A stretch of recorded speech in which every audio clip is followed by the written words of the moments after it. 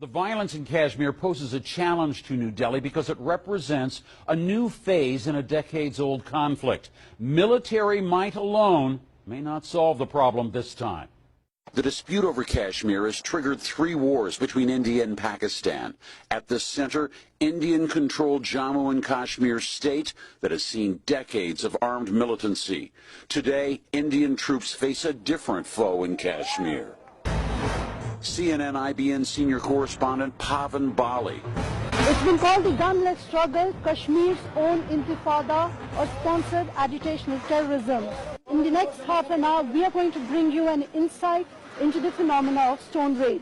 This report was an in-depth look at the people who have changed the face of the Kashmir conflict. In 1989, when it started, this was an armed resistance.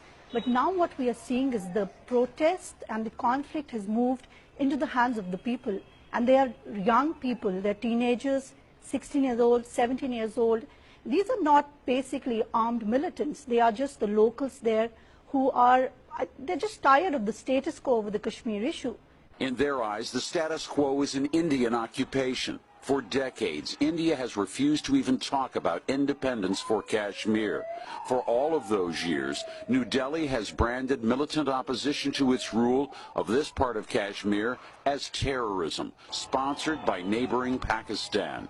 Today, Kashmir's intifada challenges that description. They have been trying to say that this is being supported by Pakistan and militant groups and the terrorist outfits like Lashkar-e-Toiba. But when you look at the streets of Kashmir, they're just young people there in thousands and hundreds of numbers who come out every day so that their voices are heard. The young protesters say they are hurling stones to demand their rights. In a post-9/11 Kashmir, the gun has lost credibility, but their stone rage is gaining support. So they do have more support in Kashmir than the regular armed militants. In fact, what you see in Kashmir is that these teenagers, they are laying down the policy for the separatist leaders. It's not the separatist leaders who are laying it out for them.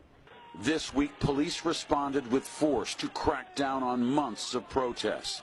After 10 people, most of them teenage stone throwers, were shot dead, thousands more people took to the streets in defiance of the curfews. Public buildings and the homes of local officials were torched. Crowds chased down police and took their weapons.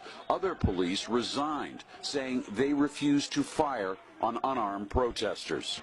India clearly wants to contain the worst violence in almost 2 years. What it appears unwilling to do is talk about what these young protesters really want, a future and independent Kashmir.